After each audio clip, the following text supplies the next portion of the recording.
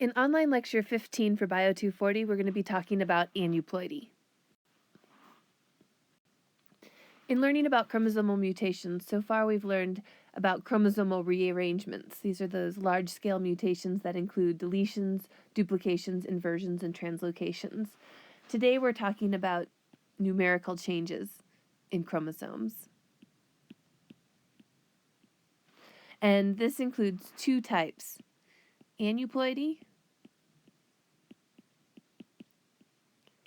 and polyploidy.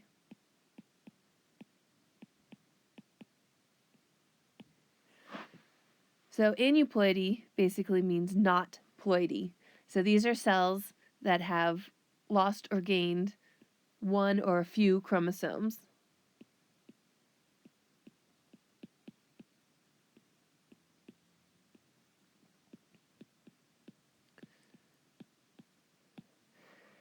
And when this happens in germline cells, it causes genetic imbalances in large number of genes that are often lethal.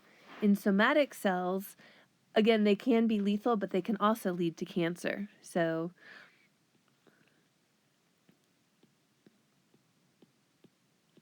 aneuploidy leads to reduced gamete viability and also in somatic cells to cancers.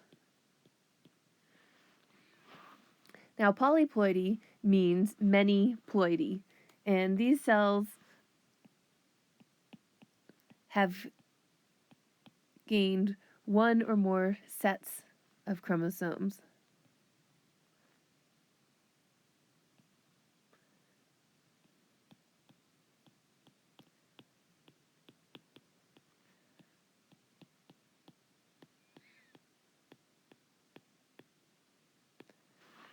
So, for example, if an organism has 12 different chromosomes and it exists as a diploid, the normal chromosome number would be 24. A polyploid would have 48 or even 72, etc. So we're talking about multiplication of the whole set. And that's all I'm going to say about polyploidy for now. We're going to focus the rest of this lecture on aneuploidy. So be sure that you read about polyploidy in the text. So for aneuploidy, what would be the consequences to the cell? And I've already told you that many aneuploids, in germ cells especially, are lethal.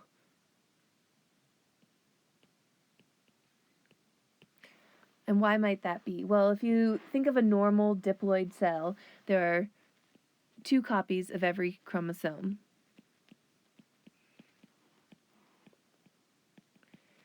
That means that every cell has 2 copies of all of the genes on every chromosome.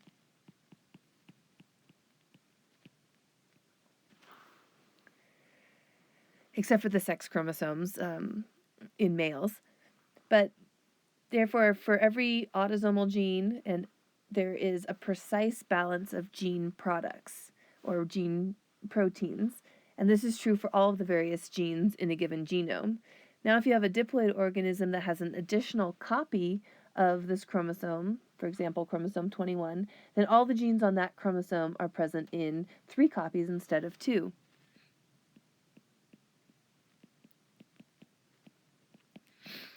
And so you're going to have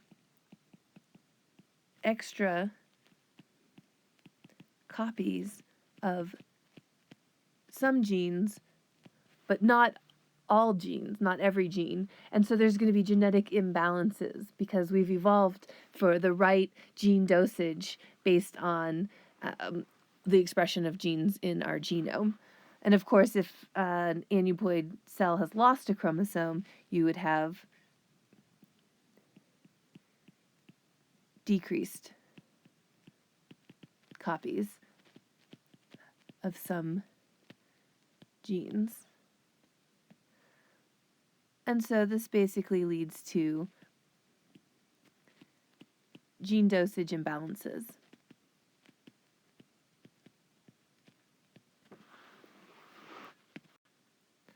And when this happens on the scale of a whole organism, for example, trisomy in 21, there are major phenotypes associated with it.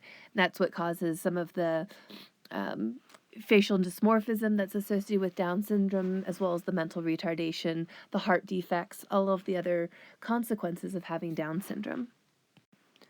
So for organisms that do survive and have an expression of aneuploidy, the phenotype is often due to these gene dosage imbalances. And then these imbalances can also give rise to cancers. So it can lead to phenotypic changes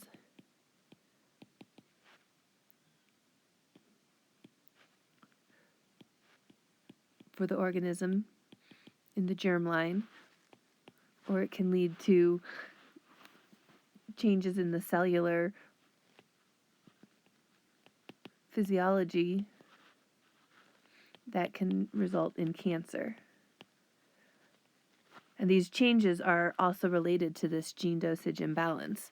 For example, there are many genes that are involved in the cell cycle that, if present in 3 copies, will drive the cell cycle forward, and you'll end up with a cell growing out of control. Alternatively, there are many genes that inhibit the cell cycle, and if you lose one of these inhibitory genes, you can prevent the cell cycle from going through the proper checkpoints, and that will ultimately lead to the cell continuing to undergo cell division and acquire new mutations. So we often find cancer cells are aneuploid. So I'm just going to make a note about the terminology.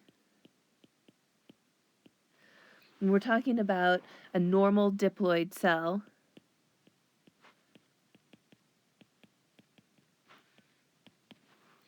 we say that's 2n. So n is the number of chromosomes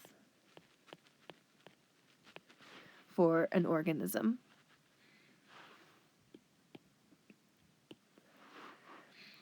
Now, an aneuploid cell that has a gain of a chromosome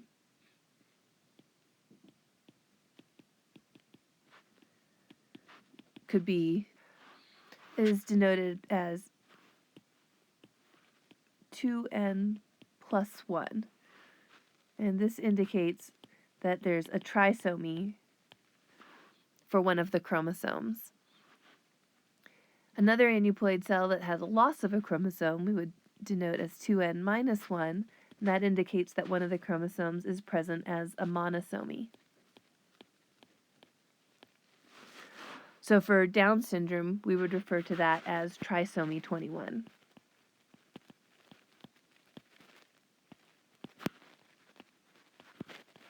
Whereas, remember, Turner syndrome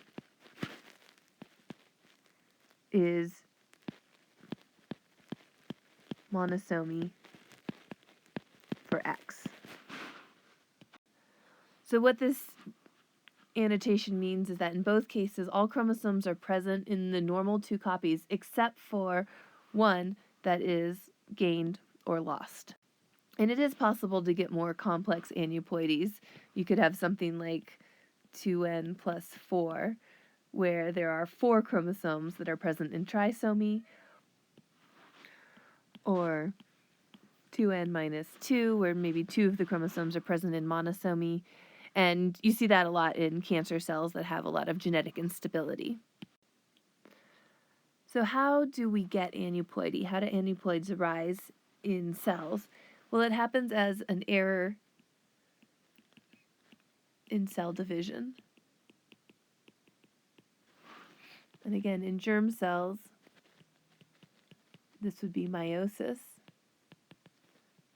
In somatic cells, this would happen during mitosis. So let's think about what's going on in meiosis in these germ cells. So there could be an error. Let's say the centromere is included in a deletion, and now you don't have a centromere for the spindle fibers to attach to, and the chromosome will just be lost during meiosis or mitosis. But the most common way that this happens is something called non-disjunction. So if a chromosome fails to attach correctly to the mitotic spindle, even though it still has a centromere, both homologs are going to move to the same pole in anaphase. So let's look at what happens for non-disjunction in meiosis I. And just to reiterate, non-disjunction is basically homologs fail to separate in anaphase.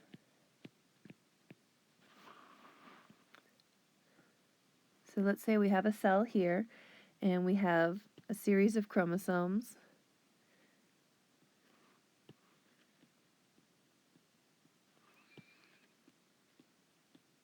And all of these chromosomes are present in duplicate because they've been gone through DNA synthesis. So we have our sister chromatids. And then during anaphase, we have our spindle poles.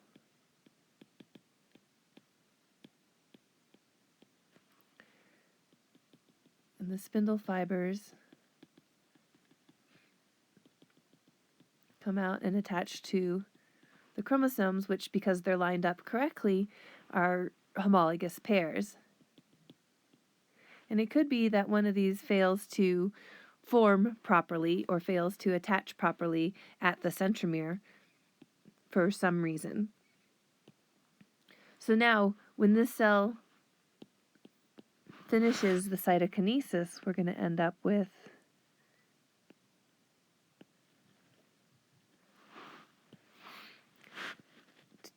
two daughter cells that each have one copy of the red chromosome, one copy of the black chromosome, but the green chromosome, one of those failed to get pulled to one side.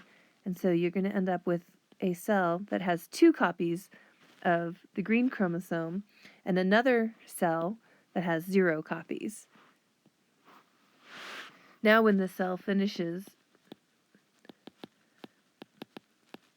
Meiosis II, remember, which is the separation of the sister chromatids, we're going to end up with 4 gametes. We'll all have one red chromosome. They'll all have one black chromosome. But these two will end up with 2 green chromosomes, and the other 2 will end up with no green chromosomes. So when these cells end up getting fertilized, they're going to have trisomy for that green chromosome. And these cells are going to have monosomy for that green chromosome. So with non-disjunction in meiosis I, you end up with 4 abnormal gametes. Half of them are trisomic and half of them are monosomic. Let's look at now what happens in meiosis II.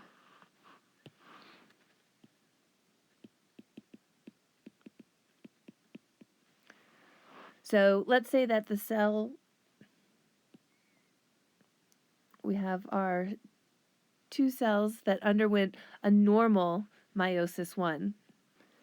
So these cells each have the correct number of genes, each have 1 copy of every chromosome. And we're going to go through the same thing again. Now we're going to go through my anaphase of meiosis II, where the spindle fibers are going to attach. But this time, what if we failed to attach there? And we'll just assume that this one goes through normal. So we have now a non-disjunction event happening in meiosis II. And after cytokinesis here, we're going to end up with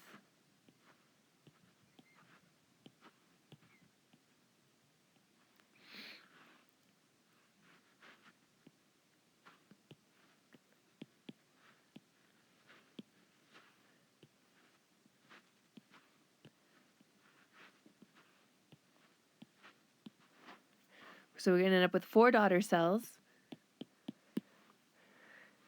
2 of them are normal, that happened from the cell that underwent normal meiosis II, whereas 2 of these gametes are abnormal. Now, one of them is going to have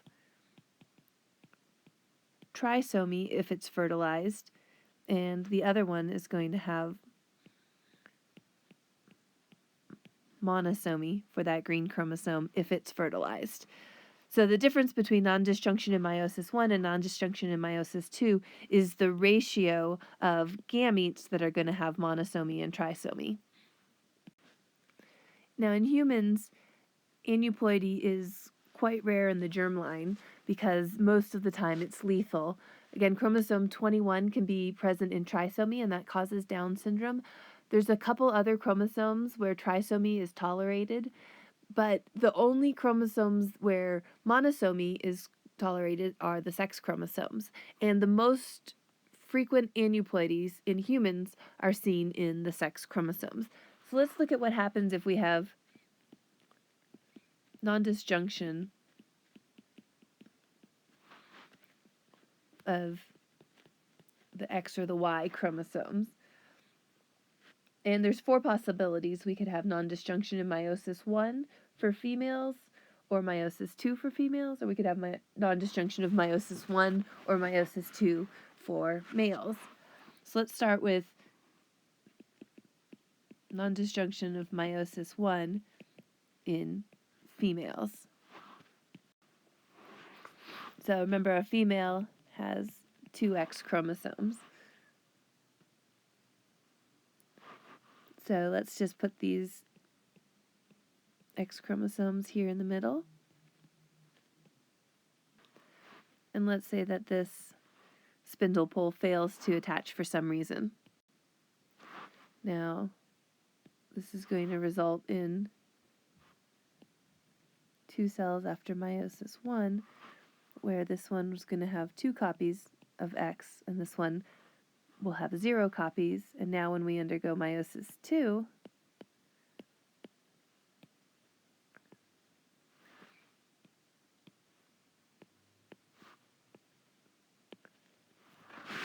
we're going to end up with 4 gametes. These 2 gametes are both XX, and these 2 gametes are both O, 0, for the sex chromosomes.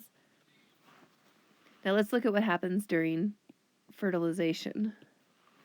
So if we get fertilized by a sperm that's carrying another X, we're going to end up with a karyotype that has 3 X's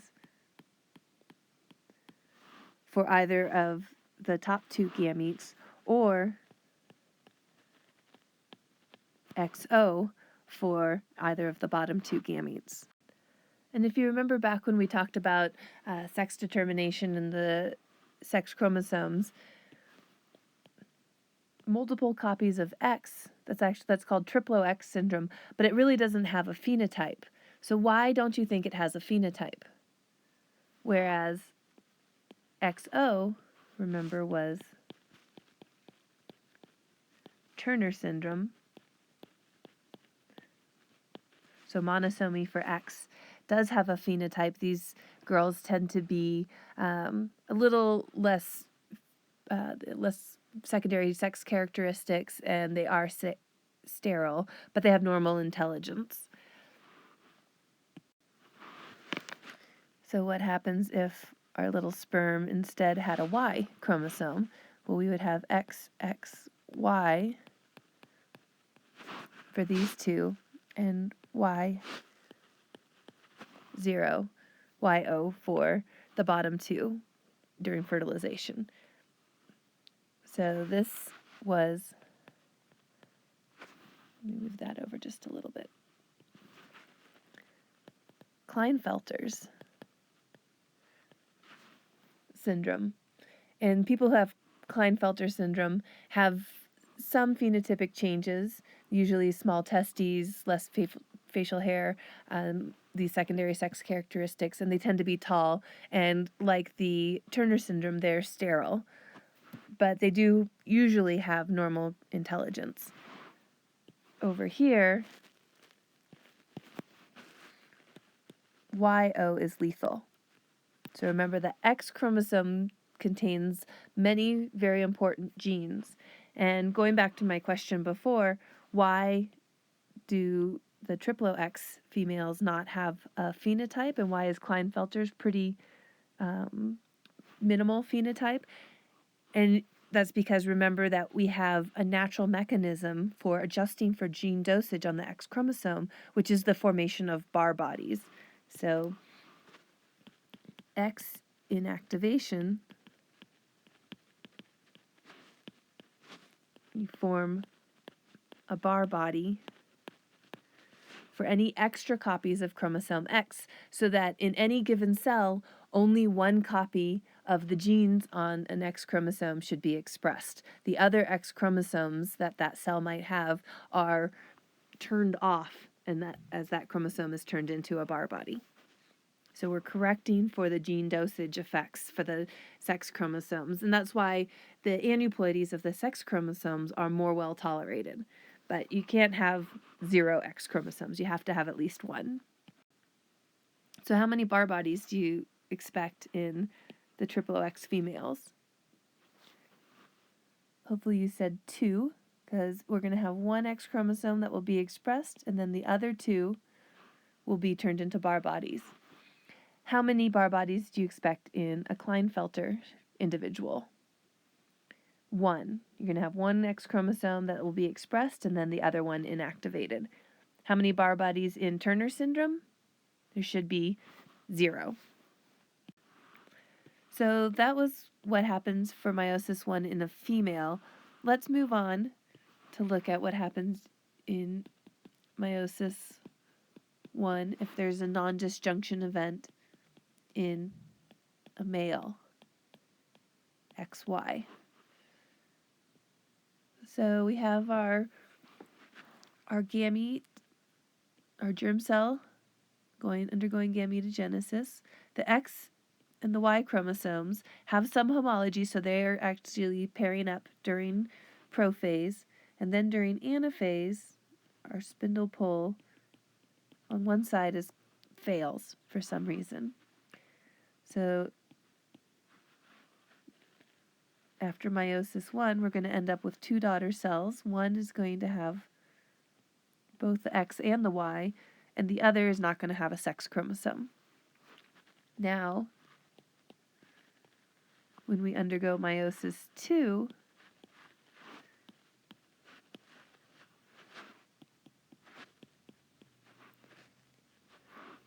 we're going to end up with 2 gametes that have both an X and a Y, and 2 gametes that have no sex chromosome. So this is XY, XY, O, and O. And we can do the same thing as before if we have somebody fertilized by X or fertilized by a Y sperm. Take a second here to pause and draw out the genotype of the gametes from each of these fertilization events. So hopefully you got these genotypes, and remember for here we have, this would be Klinefelter's. We have an extra copy of X but still a Y, so phenotypically these people are male, but they do have an extra X, which means they would have 1 inactivated X chromosome in their cells. Over here, we have XYY, and there's actually probably a lot of males out there who are XYY. It has no known phenotype, and so remember the Y chromosome only has about 350 genes. Most of them are non-essential, and it includes that SRY region, which has the sex-determining region. So these would be viable and normal. These zygotes would have Turner syndrome, and again, these would be lethal.